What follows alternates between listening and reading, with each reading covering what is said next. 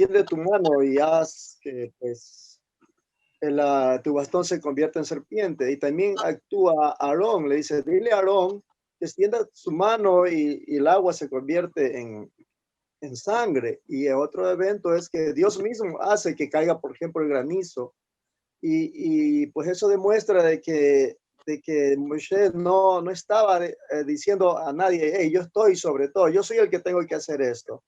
Eso demuestra también su humildad. Al menos estaba pensando en eso. Es lo que puedo decir al respecto. No sé si esté bien. Uh-huh. Claro, a diferencia de los magos egipcios. O sea, Claro. el mago se atribuye el milagro, llamémoslo así, a su acto de magia. Él es el que produce. ¿Entendés? Él es el que produce su talento, su habilidad natural, es un don.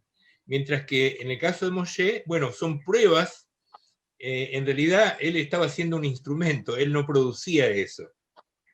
Dios lo hizo todo. Y era un poco para impresionar al pueblo, para impresionar a los egipcios también, ¿no? Buena tu observación, José. Gracias. Bueno, ¿hay alguna pregunta, alguna duda? No sean humildes.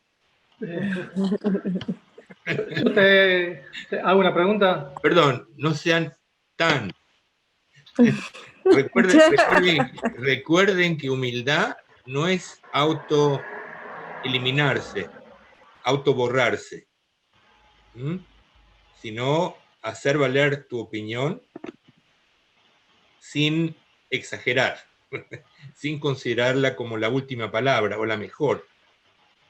Es decir, es importante, por ejemplo, lo que se llama la modestia intelectual también, la humildad intelectual, de reconocer que no sabes todo, que podés preguntar. O sea, yo considero una persona sabia quien sabe preguntar a sabios. ¿Entendés? Hoy en día, en el siglo XXI, nadie sabe todo. Todos sabemos un cachito de un cachito, casi una infinitesimal. Entonces, hoy por hoy, dependemos de otros, de todo el tiempo. Bueno, sí, ¿quién estaba preguntando? Perdí la... Yo te quería preguntar. ¿Dónde está yo? Ricardo. Nudelman. Ok, no te reconocí por la barba. Soy yo. Me confundiste. Ricardo Nudelman de Buenos Aires. De Buenos Aires.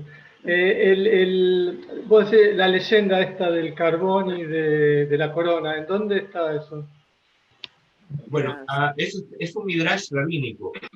Midrash significa una leyenda. O sea, hay colecciones de leyendas. La más importante, la más conocida, se llama Midrash Rabá, el gran Midrash. Son como 20 y pico de volúmenes. Pero hay colecciones y colecciones. Ese fue el tema de mi especialización cuando yo estudié en la Universidad Hebrea. En la universidad yo me especialicé en Midrash. Hay dos tipos de Midrash. Está el Midrash Agadá, que es el Midrash de leyendas sobre la parte narrativa de la Torá, y está el Midrash que se aplica a la parte legal, a las leyes de la Torá. Yo me especialicé en Midrash Agadá. Después hay colecciones más antologías de Midrash, en fin. Pero está el Midrash. Entonces, si quieres, te voy a mandar el link con exactamente el libro, digamos, cuál es la referencia exacta.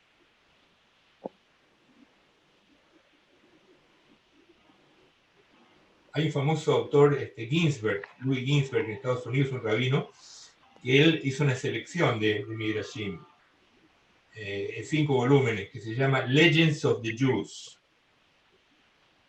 Es una antología, digamos, donde están las mejores leyendas sobre la Torá.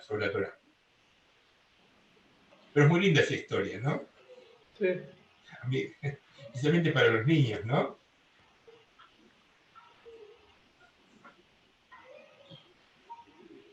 Rabino, Dime.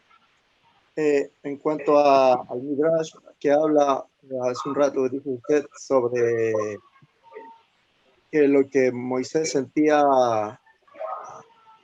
humildad al no querer pensar ir a sacar al pueblo, por cuanto había ya ocurrido un evento cuando él vivía allá, había sido señalado por los propios judíos, ¿no? Yo creo que si yo hubiese hecho eso, lo que yo sentiría es como temor de volver allá. Es considerado como humildad. Yo tenía resentimiento, temor. Bueno, Dios conoce mi corazón y sabe que yo tengo temor y no humildad de ir al pueblo, a sacarlo o hablar con ellos, a decirle no puedo hablar, se corte de palabras.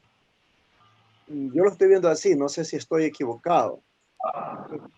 Alguien me acusa, yo no me acercaría a esa persona porque me está acusando, sentiría más bien temor, miedo.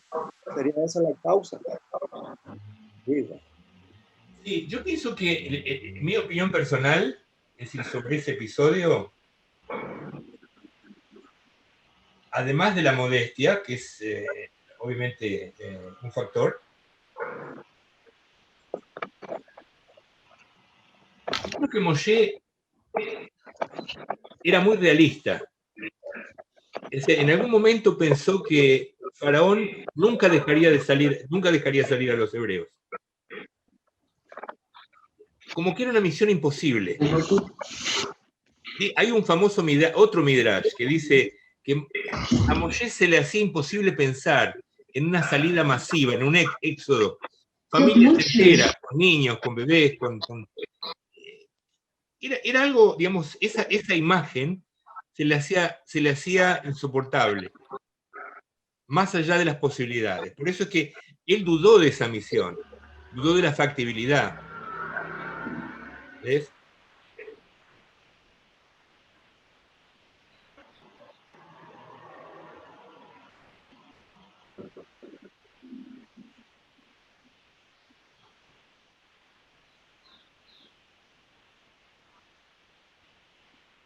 ¿Y quién lo podría culpar?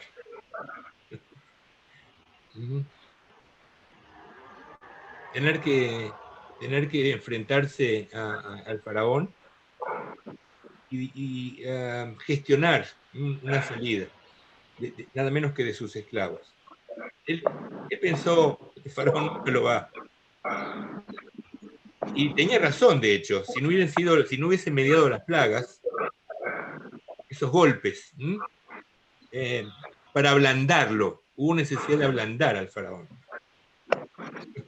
para que él pudiese al final aflojar y decir, bueno, que se vayan.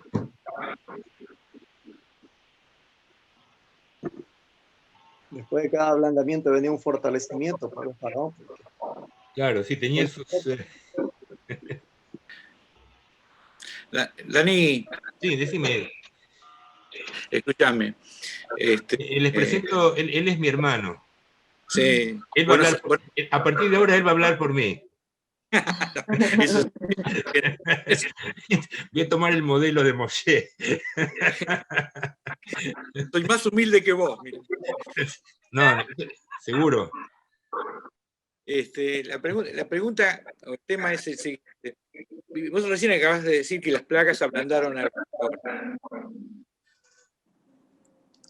Pero cuando lo mandó a hacer una misión difícil, porque él mismo, Dios, endureció el corazón del faraón primero. Sí, en todo el tema del endurecimiento, muy buena pregunta. A mí jamás se me hubiese ocurrido una pregunta así.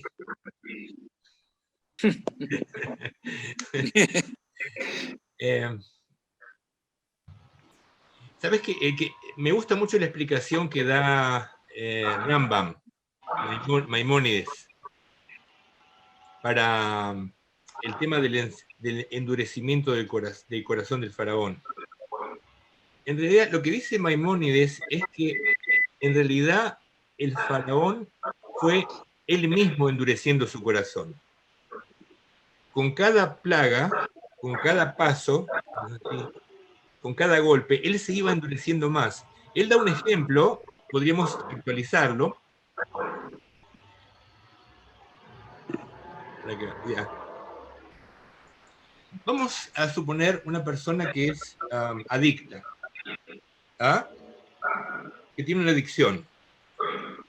Al comienzo de su camino, la persona es libre, ¿no es cierto?, de consumir o no droga, por ejemplo. Al principio, la primera vez, la segunda. Poco a poco, a medida que va consumiendo, se va configurando un hábito y una dependencia que al final se hace definitiva, así, que es casi, yo diría, imposible de romper.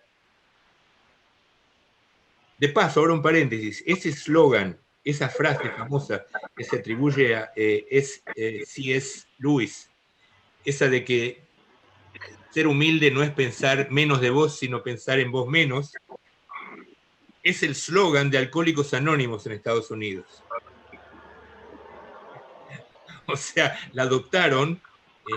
Hay quien dice que la escribió un pastor famoso allá en Estados Unidos, pero de cualquier forma, es importante para liberarte del yugo, de la adicción, liberarte del ego, despojarte del ego. Cuanto más despojado y más pensar en los otros, en los demás, eso hace que vayas debilitando tu ego. Entonces, dice Maimónides, lo mismo pasó con el faraón. Al principio, él tenía libertad de elegir, libre albedrío, ¿no es cierto?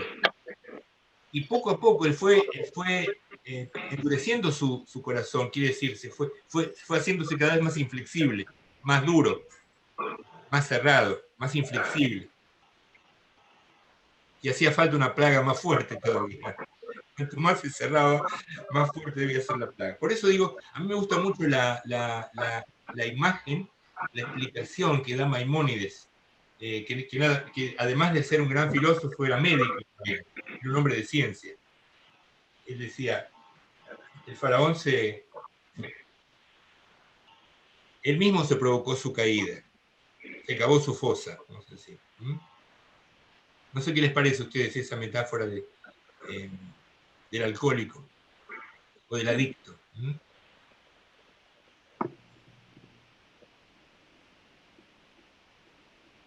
Falta de compasión.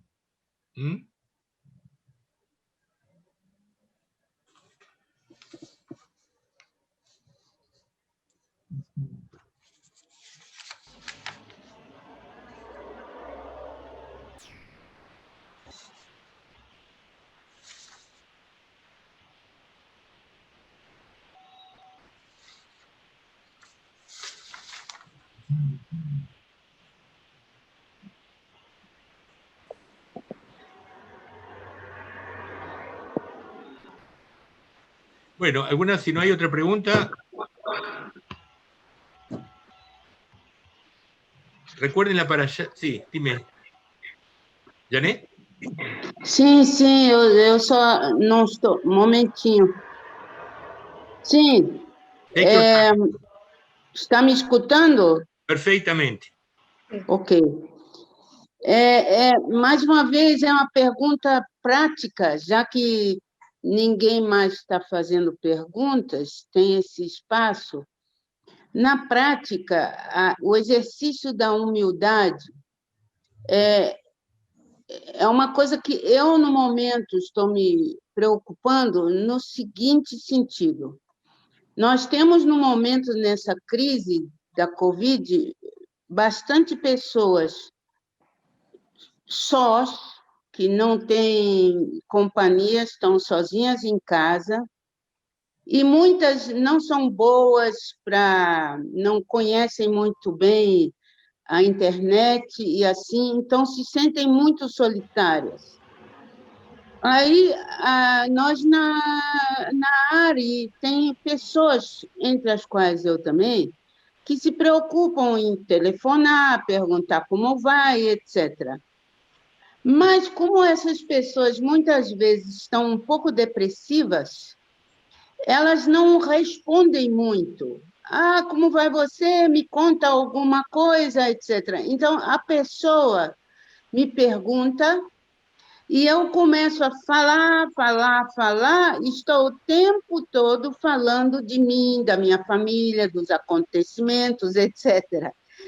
No fim, eu me sinto um pouco com falta de humildade, porque só falei de mim. Mas isso é o resultado da situação depressiva da pessoa que não abre a boca. Está me compreendendo? Absolutamente. E aí eu fico nessa dualidade. Quando finalmente desligo o telefone, eu penso, meu Deus, como eu falei só de mim. Não sei se fiz bem ou mal àquela pessoa que está depressiva. Y no fui humilde. Muy buena pregunta. ¿Todo el mundo entendió el portugués? Sí, Está sí, clarísimo. claro. La pregunta es que Eu falo devagar. Eu falo... Você fala falo um português ótimo. Falo despacio. O seu português... Para compreender. O Janete, Muito bom. o seu português está melhorando dia tras dia. Cada dia você fala melhor. No me gusta hablar portuñol. Algo que me sorprendió siempre, mi primer púlpito, mi primer sinagoga, cuando yo me recibí, fue Río de Janeiro. Y la sinagoga es la ARI, Asociación Religiosa Israelita, de Botafogo. Yo a Geral Severiano 170, ¿no? Es la única que me acuerdo, en realidad. En todo lo demás me olvidé. Y siempre me asombró por qué los brasileros nos entienden a nosotros y al revés no es así. Es decir, un argentino, por ejemplo, tiene problemas en entender al brasilero. Pero yendo a la pregunta de Janet, que me parece muy buena, ella dice que hubo un proyecto en la comunidad de acción social de llamar a... No es un proyecto, mas tem individuos da comunidad. O sea, hay individuos que llaman por teléfono a gente que está sola en las casas en este momento de aislamiento, de lockdown, etcétera, como para levantar el ánimo de la gente, ¿no? Y ella entiende como, al llamar, ve que la gente está medio deprimida, ella habla todo el tiempo y al final termina hablando de ella. Entonces siente como que eso es una... que no ha sido muy productivo ese llamado, digamos, así que no ha conseguido la actividad. Acaba sendo uma falta de humildade. Sí, yo no sé, mira, yo no vinculo esto con falta de humildad.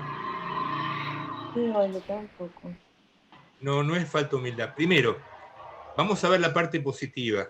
El hecho de que alguien levante el teléfono y llame a otro, eso es una mitzvah.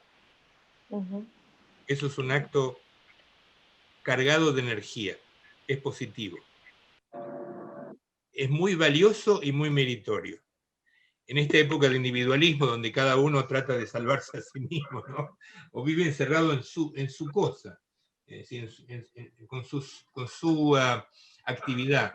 De repente que piense en la gente que está sola, o que no tiene, y quiera comunicarse con ellos, salir de sí mismo, salir del encierro. No tenés el hecho de estar en tu casa no quiere decir que estés encerrado. El hecho que alguien sale de su ensimismamiento y va al encuentro de otro, ya es en sí, ya es un hecho, me parece, muy positivo. Hay un pasuk, llamar a la unidad, ¿no?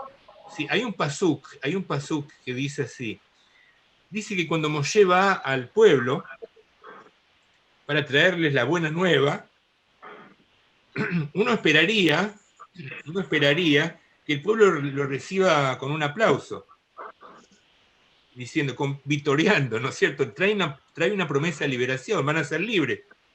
Y dice el pasuk, el versículo dice, Velo llamó, le col Moshe, dice, Mikotze Ruach de Abodakaya. No lo escucharon a Moisés, no lo escucharon, porque su espíritu estaba disminuido y por el trabajo excesivo. Exato. Kotzer Ruach significa el espíritu achicado. En realidad uno piensa que tendría que haber sido al revés. Ellos estaban bajo el yugo del trabajo pesado y por eso su espíritu estaba bajo. Sin embargo, lo que dice el versículo es que porque estaban deprimidos, su moral estaba tan baja, el trabajo les resultaba insoportable. La carga era insoportable. O sea, esa gente con la cual tú estás hablando es gente que está deprimida, como tú decís. Entonces, el hecho ya de recibir un llamado produce un cierto alivio. Si tú podés, aunque sea un mínimo de levantarles un poquito el ánimo, el hecho ya de recibir el llamado ya despierta algo en ellos, una chispita. Uy, alguien me tiene en cuenta, alguien está pensando en mí. Sí. Y además de eso le contás algo lindo, algo simpático, lo sacás del tema. Estamos todos demasiado, yo mismo me doy cuenta, estamos todos girando alrededor del tema, de un tema, monotemáticos. Salir de eso, tú le contás una historia linda, alguna anécdota, algún episodio. No es, al contrario, más que humildad yo diría es altruismo. Eso es bueno para esa persona y es bueno para ti también. Por supuesto, en una relación interpersonal, digamos así, por supuesto, tenés gente que, digamos, si tú vas a encontrarte con una amiga y vas a hablar todo el tiempo de ti misma, eso sí sería falta de humildad. Estamos hablando que es una situación de ayuda, en una situación de traer alivio a otra persona. No sé, esa es mi opinión, no sé, lo dejo abierta a la audiencia. Difícil. Yo te felicito, porque la verdad que es una acción muy buena. Y me diste una idea também. O ponto não é a ação, o ponto é a atitude, é minha atitude e de outros também, porque é difícil conversar com as pessoas. O telefone fica mudo se você não fala alguma coisa, compreende? Certo. Então, é uma dificuldade. Eu não posso telefonar e contar um midrash.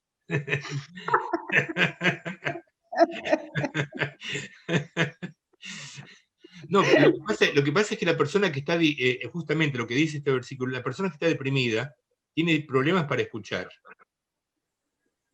O sea, los oídos se cierran. Entonces, aunque tú le cuentes, y la conversación no tiene que ser de 1 hora. No. Es decir, aunque un saludo y decirle, mira, hoy es un día radiante o lo que sea, es decir, algo corto, algo breve. De repente hacerle alguna pregunta a esa persona sobre su familia. Sim, por supuesto. Sí, sí. Nós na ARI, todos nós na ARI, sabemos um pouco de espanhol, porque tivemos tantos rabinos que da América Latina falando espanhol. Qué mala suerte que tienen ustedes, ¿eh? Não foi tão mal.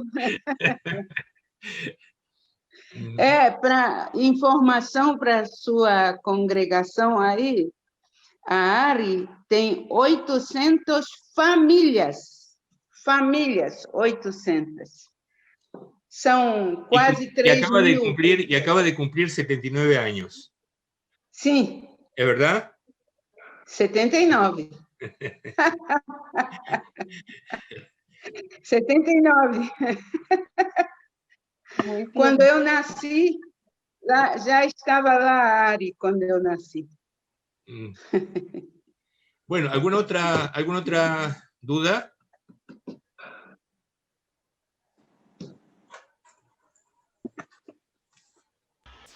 Con respecto a esto que, bueno, yo a Janet no la conozco, me parece muy bueno lo que contó que hace. Y bueno, vos, Daniel, abriste, digamos, la opinión. No sé si es válida, pero me parece que por ahí, a veces, cuando una persona está deprimida, piensa que está en el hoyo del mundo y por ahí, en un punto, contarle sus problemas, se hace olvidar de los suyos y como que no es la única que tiene problemas. O sea, que por ahí en un punto también está bueno, ¿no? O sea, hay otras personas con problemas, no es la única, y por ahí en un punto puede estar bueno, se me ocurre.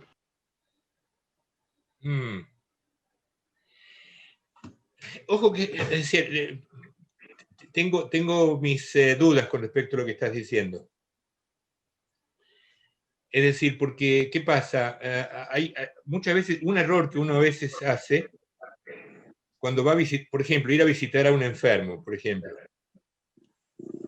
Entonces tú vas a visitar a un enfermo y hay gente que va y le cuenta sus propias penas. Como diciendo, esto que estás enfermo, a mí también, a mí también me operaron de eso. Sí, Entonces, malísimo. y te empieza a contar todo el verso. ¿Entendés? O sea, es contraproducente. Es decir, tú vas a levantarle el ánimo a esa persona. No le hables de tus problemas. Es decir, si tenés problemas, habla con tu terapeuta. Habla con tu psicólogo, con tu mentor. ¿Entendés? No la recargues a esa persona. Estoy exagerando, pero tratar de ser algo leve, algo simpático, es un mensaje positivo, y alentador. Yo, por ejemplo, trato de contar un chiste, por ejemplo. Debe ser simpático. Y les cuento un chiste ahora para terminar, y ya nos llevamos a casa por si no lo conocen, es un chiste viejo, pero es viejo del folclore americano, del folclore judío americano. Y cuenta, hablando de rabinos nuevos, llega un rabino a la comunidad, se presenta, y trae una carta de recomendación para que lo contraten del presidente de la congregación donde él trabajó hasta ese momento, de su congregación anterior. Y en la carta dice, este rabino es como Moisés, como Shakespeare y como el propio Dios. Esta gente tomó la carta, vio como Moshe, como Shakespeare y como Dios. Y por supuesto lo tomaron enseguida. Y el hombre empezó a trabajar y enseguida se dieron cuenta que no era ningún genio. Y reclamaron al presidente, lo llamaron, dijeron, pero escúchame, nos estafaste. ¿Qué es eso? No, dice, yo les conté la verdad. Ustedes no entendieron la referencia. Dice, yo les dije, les puse que era como Moshe porque era tartamudo. Dije que era como Shakespeare porque no sabe hebreo. Y dije que era como el propio Dios porque no es, este hombre definitivamente no es humano. En hindi suena mejor, dice, is nicht kein Mensch. Dice, no es humano. O sea que esto es típico del folclore judío americano, del rabino con todas las virtudes. Bueno, Janet, un beso muy grande, Janet, a toda la gente de Río, con todas mis saudades. Siempre tengo mucho cariño por mis recuerdos en Brasil. Y a todos, que tengamos una buena semana buena, una semana de mucha luz, de mucha esperanza, y que se abra una esperanza también, una luz de la esperanza, una ventana de esperanza también para el mundo, ¿no? Estamos todos apostando por esto y anhelando por eso. Entonces, el Shavuot Tov, y nos vemos, si Dios quiere, el domingo que viene. Entonces, yo les voy a mandar el link para la semana que viene. Les voy a mandar el link para los que quieran prepararla para allá. Les recomiendo la versión de Ederi, del Humash, que está traducido al español con las explicaciones correspondientes. Bye. Gracias, Rabino. Toda.